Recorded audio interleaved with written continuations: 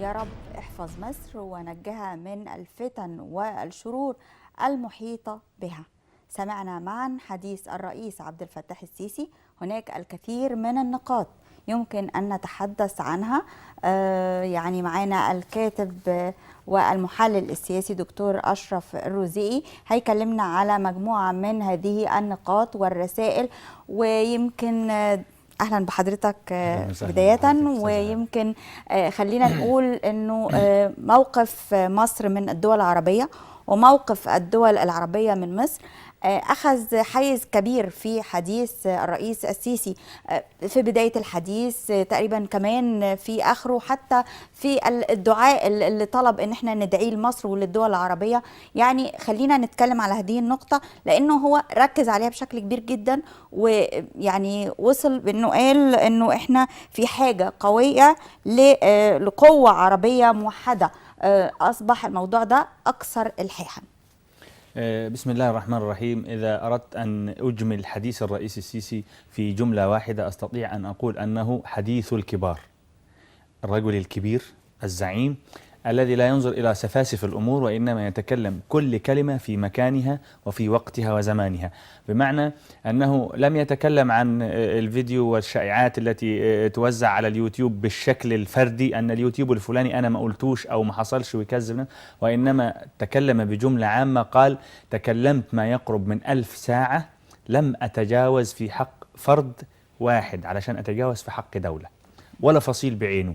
ثم أنه أرسل رسالة إلى الدول العربية، دول الخليج الشقيقة التي لم تتقصر أبدا ولم تقصر في وقوفها بجوار مصر، وقال أني لم أسيء في حق المخطئين اللي بيسئوا لنا، إحنا ما سأناش ليهم، فما بالكم بالمحسنين، الناس اللي وقفت بجنب مصر وخصص السعودية والكويت والإمارات ودولة البحرين الشقيقة، وشكرهم أكثر من مرة. هذا ينم على أصالة الرجل. عندنا يقال أن الرجل الأصيل لا ينسى فضل صاحب الفضل. حتى في الحديث النبوي: لا يقبل الله شكر عبد ما لم يشكر من أجريت على يديه النعمة. الله قال: لا أقبل شكرك ما لم تشكر من أجريت على يديه النعمة. نقطة أكد أيضا على دخول القصف الجوي المصري لليبيا أنه لم يكن غزوا ولم يكن اعتداء على سيادة أحد، وإنما نحن كشعب مصري حر عربي يثأر لأبنائه بسماحة الدفاع ووزارة الدفاع الليبية، بمعنى أنه بالتنسيق مع هذه القوى نحن لا نريد غزوا للشعب الليبي. وأكد في نقطة غاية في الخطورة: بعض المصريين يقول لماذا لم يتم القضاء على هذه الجماعات الإرهابية والضرب مرة واحدة؟ قال أنه في رمضان كان هناك ضربة ستكون لمجموعة من الإرهابيين، وما منع القوات المسلحة وشرطة مصر إلا أنهم كان بينهم نساء وأطفال. إذن هذا جيش مسلم، جيش عربي، جيش يعرف معنى الإنسانية، ليست كمثل هذه الجماعات التي حينما تقتل تقول الله أكبر وتذبح تقول الله أكبر، والله أكبر بريء من كل هذه الجماعات الإرهابية، داعش وغيرها والنصرة وفجر ليبيا، كلها من بوتقة واحدة، من بوتقة تقسيم الدول العربية وهدم هذا الوطن العربي. الأفعال التي يتم عملها على أيدي هذه الجماعات من تكنولوجيا حديثة وتسريبات، أعتقد أنها أفعال خسيسة تريد الإيقاع بين دول عربية تلاحمت ووقفت يدا بيد، وعلمت أن الخطر الذي يهدد مصر سيهدد السعودية، وإن هدد الكويت سيهدد الإمارات، فهذه الدول كلها في آن واحد. لا، أيضا لم ينسى الوضع الداخلي. طيب، لا يعني قبل ما نتكلم على الوضع الداخلي خلينا نتكلم على يعني الطلب والإلحاح في أنه يكون هناك قوة عربية موحدة.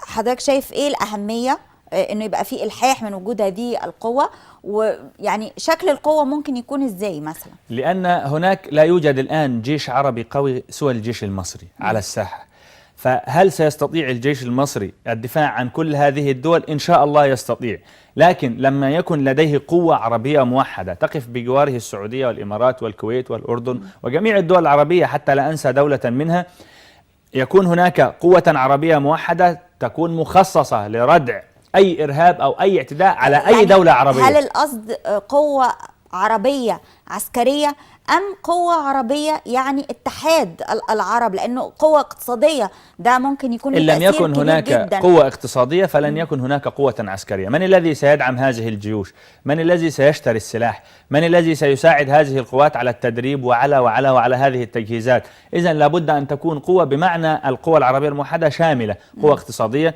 قوة. لما لا يكون، أدعو من خلال التلفزيون المصري، لما لا يكون هناك توحد للدول العربية كالاتحاد الأوروبي؟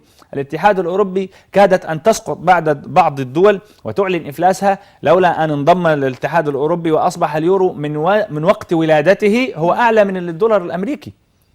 عندنا من الدول العربية إن عملت أو قامت على هذا الاتحاد قادرة على أن يكون للدول العربية عملة موحدة، جيشا موحد، اقتصادا قويا، يستطيع أن يقف كقوة عظمى أمام هذه الدول التي تدعي أنها عظيمة وقوية. طيب يعني من نقول ايه القوى العربية، خلينا نتكلم كمان على العلاقات الدولية، لانه هي مش بس عربية، لكن هو ذكر كمان العمق الافريقي وقرب من دول افريقية كثيرة، زيارات كثيرة لدول افريقية ذكرها. كمان اتكلم على اوروبا وامريكا، فخلينا ناخد جزء ونبدأ بافريقيا. الرئيس السيسي في خطابه أراد أن يوضح مدى الصعوبة التي قابلها من وقت توليه، ليست هو فقط وإنما والقائمين على الأمر معه كوزير الخارجية والحكومة وغيرها. نحن حكمنا لمدة عام من جماعة فاشية أساءت السمعة المصرية في العالم أجمع، لم تترك لنا بالبلد زي ما بنقول جنب حنين، أساءت لنا المعاملات مع الشق الأفريقي، وأساءت لنا المعاملات مع أقرب الدول إلى قلوبنا وأقرب الدول إلى عقولنا، حيث الإمارات والسعودية والكويت وما شابه ذلك من الدول العربية.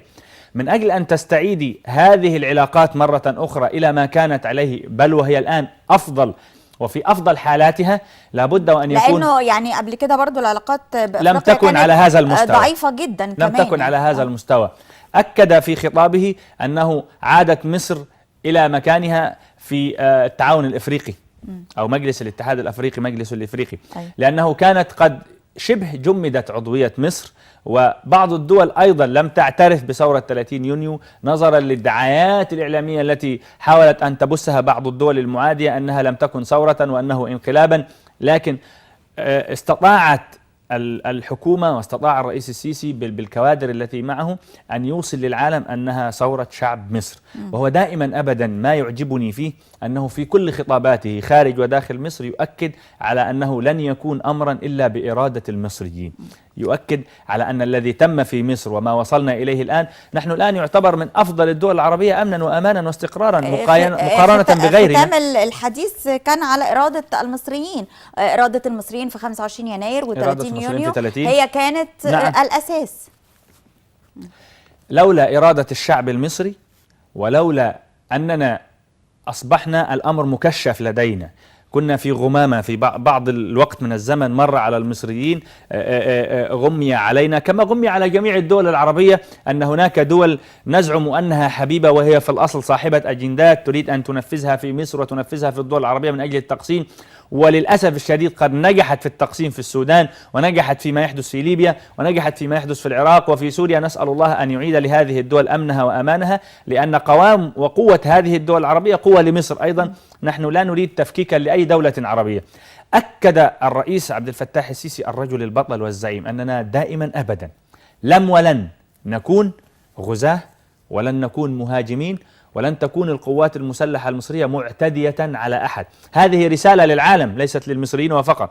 الرسالة التي تخص المصريين: نحن جئنا لكم بالثأر، نحن نحس بما تحسون به، فلن يهدأ لنا جفن، ولن نستطيع أن ننام قبل أن نأتي بثأر أولادنا. وأكد في جملة جميلة جدا، قال: أن يتسنى لي، إزاي هقدر الصبح أروح أعزف الكاتدرائية وأنا ما جبتش طار ولادي المصريين.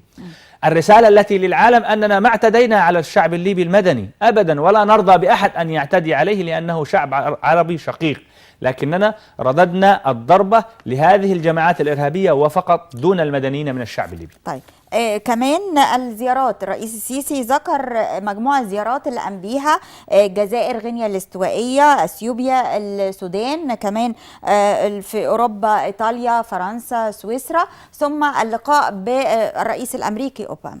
كل الدول التي ذكرها السيسي كان بيننا وبينها في مدة معينة فجوة معينة. الجزائر صدرت بعض التسريبات وبعض الأقوال أن الجزائر كانت في فترة معينة لا تعترف أن الذي حدث في مصر ثورة وإنما انقلاب، وهي آخذة جنب. احتضنها الرئيس السيسي بل وزار الجزائر وذهبت الجفوة التي كانت.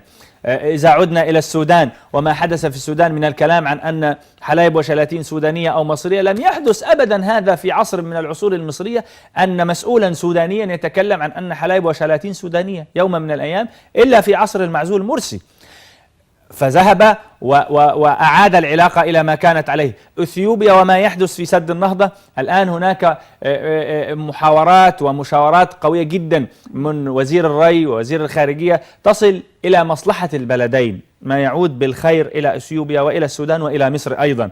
فهذه الجهود ليست بالقليلة، ربما لا يتداركها الشعب المصري البسيط، هو يريد أشياء ملموسة. الآن أستطيع أن أقول للشعب المصري العظيم الذي قام بثورتين أبهر العالم أن جاء لكم رئيس يقدم لك كشف حساب بعد 7 أشهر دون أن يطلب منه. هنتحدث عن الأمور الملموسة لأنه اتكلم بشكل مفصل عن الأوضاع الداخلية، بس خلينا لسه نتكلم على يعني لقائه بالرئيس الأمريكي أوباما، وكمان توجيه الشكر لرئيس فرنسا على الصفقة، وخلينا نأكد على هذه الصفقة العسكرية الهامة. هذه أستطيع أن أجمل كرسالة للإعلاميين والمحللين السياسيين والذين يخوضون في العمل السياسي والعمل الخارجي، بمعنى هو يريد أن يقول نحن مصر دولة منفتحة على العالم تتعامل مع أمريكا كما تتعامل مع روسيا، ولا يعني تعاملنا مع روسيا والاتفاقيات العسكرية معها أننا قطعنا التعامل مع أمريكا. نحن دولة استراتيجية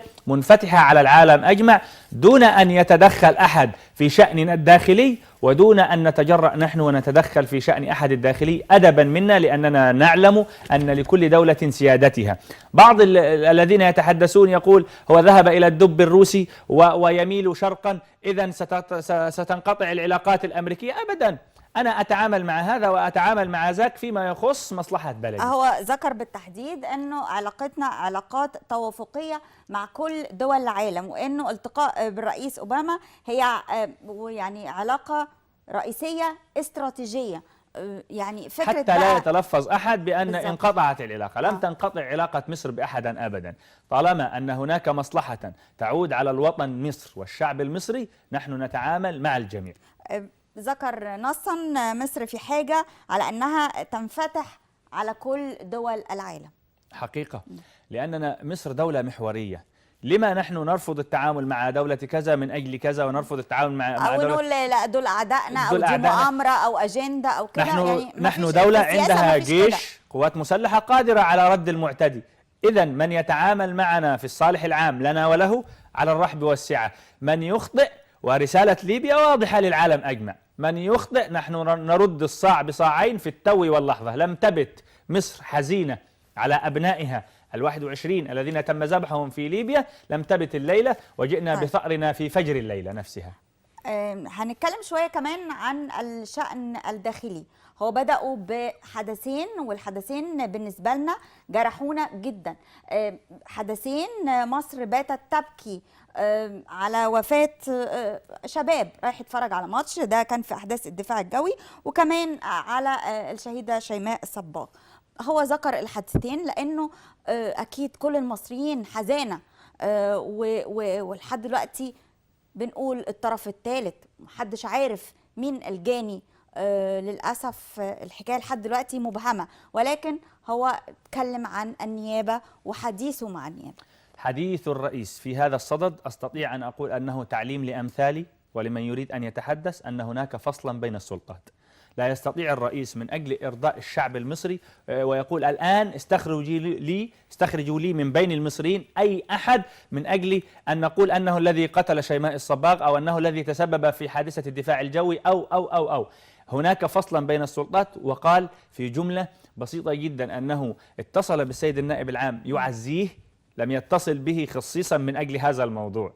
وقال له النائب العام سيادتك مش هتكون معايا أو مش هتتحاسب معايا ساعة الحساب. إذن هو يريد أن يعلم الشعب المصري، أيها الشعب المصري المحترم، هناك فصلا بين السلطات، سلطة رئاسية وتنفيذية، وهناك سلطة قضائية. لا يستطيع أحد أن يملي على السادة القضاء احكم على أحد أو تسرع في حكم أحد، ونحن نشهد لقضائنا المصري بالنزاهة. والرئيس السيسي أكد وقال جملة يعني برضو نصا، عشان اللي بيتكلم ويقول أصله مش مهم حقوق الإنسان ومش مهم الناس وإحنا في حرب أو في حالة حرب أو كذا، هو قال ما عنديش مصلحة إن إحنا نتجاوز في حقوق الناس.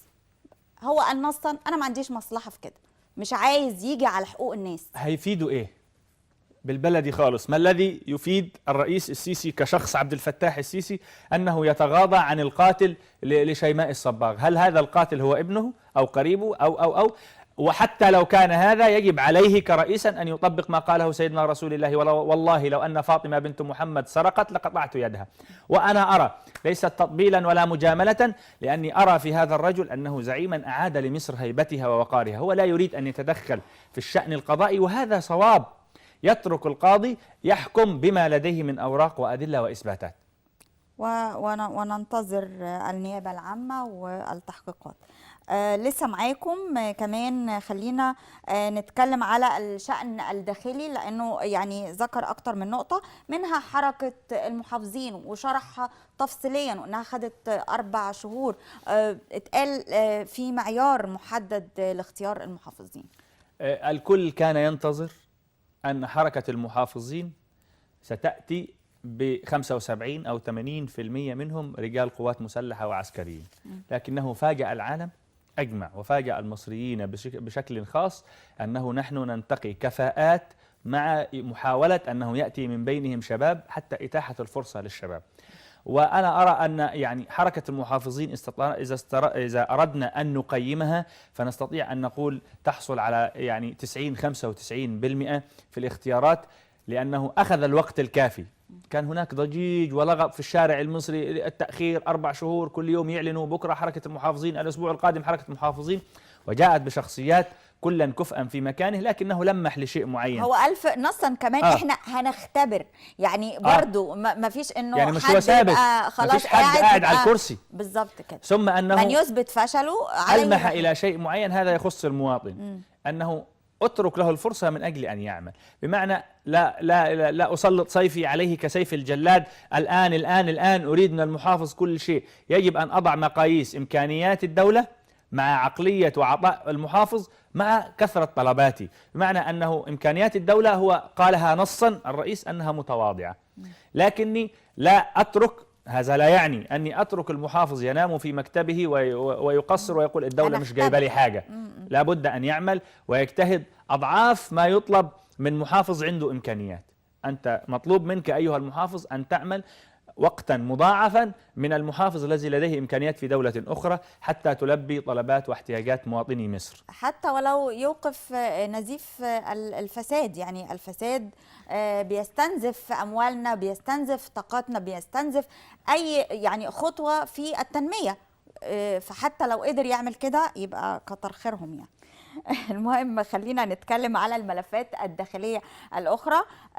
تشكيل المجالس التخصصية، وقال كمان أنه بداخل هذه المجالس كان في نسبة كبيرة من السيدات ومن الشباب.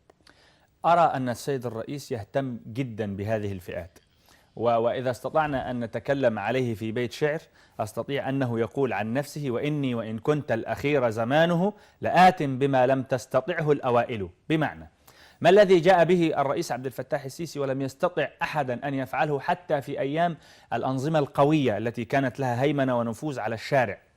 الحد الأقصى للأجور. أنا أستطيع أن أصفق لهذا الرجل لأنه استطاع أن يجعل هناك حدا أقصى للأجور وطبقه على نفسه، ولم يتكلم عليه اليوم في الخطاب، لكنه في الحد الأقصى هو يواجه أقوى قوة في الدولة. كثير من الساسة ومن المحللين السياسيين قالوا لم يستطع أن يفعلها مبارك، ولم يستطع أن يفعلها عدلي منصور، ولم يستطع أن يفعلها مرسي، وكذلك لن يستطيع أن يفعلها الرئيس عبد الفتاح السيسي، وهو الآن فعلها. لما؟ الحد الأدنى للأجور تستطيع أن تتكلم فيه، ارفعوا الأجور للشعب المصري سيصفق لك ويرحب بك وأهلا وسهلا، لكنه يتكلم في حد أقصى لشخصيات كلها قوية تتمسك بزمام الأمور في البلاد، فهذه يستطيع أن يقال فيه البيت الشعري الذي قلته: وإني وإن كنت الأخير زمانه. الثانية التي ينطبق عليه فيها: لم يستخرج لنا من السجون كما فعل مرسي، الجماعة بتوعته والشلة والعشيرة. لما أراد أن يعفو مرسي بن العياط عفى عن من؟ عفى عن العشيرة والقتلة والذين قتلوا الرئيس السادات والذين حاولوا قتل الرئيس وسم الرئيس عبد الناصر. القتلة المجرمين هم الذين عفى عنهم. لكن السيسي عفى عن من؟ هذه شيم الرجال، عفى عن السيدات الغارمات. ما أجمل أن تكون قويا ثم تعفو عن الضعيف، لكن أن أكون قويا وأعفو عن شلتي وجماعتي هذا لا يدل على رجولة. فهذه أيضا ينطبق عليه فيها: وإني وإن كنت الأخير زمانه لآت بما لم تستطعه الأوائل. ليست تطبيلا هذا للرئيس السيسي، أنا لا أريد منه شيئا، لكن لما تعلمنا دائما أنه الولد البطل المهاجم القوي هو الذي يعترض في كل شيء، هو اللي بنسقف له في التلفزيون ونقول ده معارض وبيقول. ولماذا لا نتعلم أنه لما يحسن أحدا حتى ولو كان مسؤولا أو رئيسا للدولة أن نصفق له ونقول له: أحسنت في فعلتك هذه. النقطة يعني القادمة كمان نتكلم فيها عن إطلاق سراح الشباب، وقال دي الدفعة الأولى. قال نصا كمان أنه لا، يعني في شباب من الأبرياء وموجودين في السجون نتيجة للظروف. هذه يراد أن يفرض لها بعض الشيء. البعض يردد في الشارع أن الحكومة تعتقل وتحبس الشباب دون وجه حق وليست له أي حق، لكن لما يكون هناك تظاهرة دون تصريح وفيها هدم وفيها مولوتوف وفيها حرق لبعض مؤسسات الدولة وفيها قتل بعض المدنيين، ثم تقوم الشرطة المدنية أو قوات الجيش المسلحة بالقبض على كل من هم في التظاهرة، وارد أنا كأشرف الرزيقي أن أكون مرا في هذا الشارع فيقبض علي. الشرطة وقتها ليست عندها CV داتا كاملة عن كل الذي يمر في الشارع. أشرف الرزيقي هذا مرا بمحض الصدفة. لا يوجد حاكم في العالم يستطيع أن ينفذ العدل كاملا، حتى عمر بن الخطاب الذي أعدل من ولي على المسلمين بعد رسول الله. لا يستطيع حاكم أن يأتي بالعدل كاملا، لكن بعد أن يتم القبض على هذه الأناس وفض هذا الاعتصام الذي سيضر بالدولة، تقوم التحريات والمباحث ورجال الأمن بفحص هذه الطلبات، وهو الذي أكد عليه الرئيس السيسي الآن. بعض الشباب قال، وأقولها وأؤكد، أن بعض الشباب في السجون أبرياء، لكن بعد فحص حالاتهم وإثبات أن ليست لهم يدا وليست هم تابعي لهذه الجماعات الإرهابية وليست من الذين شاركوا بحمل المولوتوف وليست من الذين قتلوا وليست من الذين تلطخت أيديهم بالدماء، ما الذي يضر الدولة في أن يخرجوا؟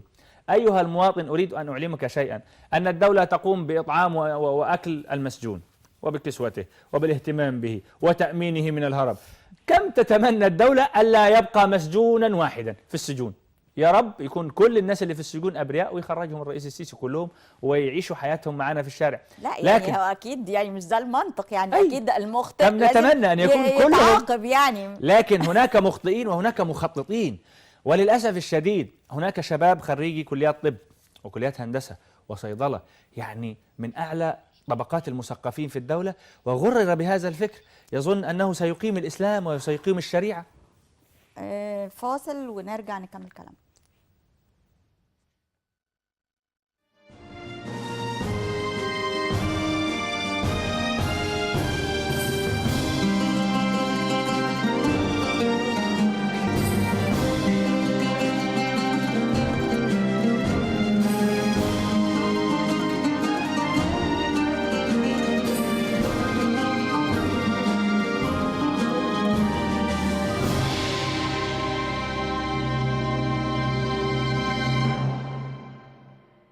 في نهاية حديثي بأكد إن كل التحديات اللي احنا اتكلمنا عنها وكل المصاعب اللي بيتم وضعها في طريق مصر لن يستطيع أحد بفضل الله سبحانه وتعالى وبإرادة المصريين، إرادة المصريين اللي غيرت في 25 يناير وفي 30/6 غير قابلة أبداً إن حد يستطيع أن يقهر هذه الإرادة.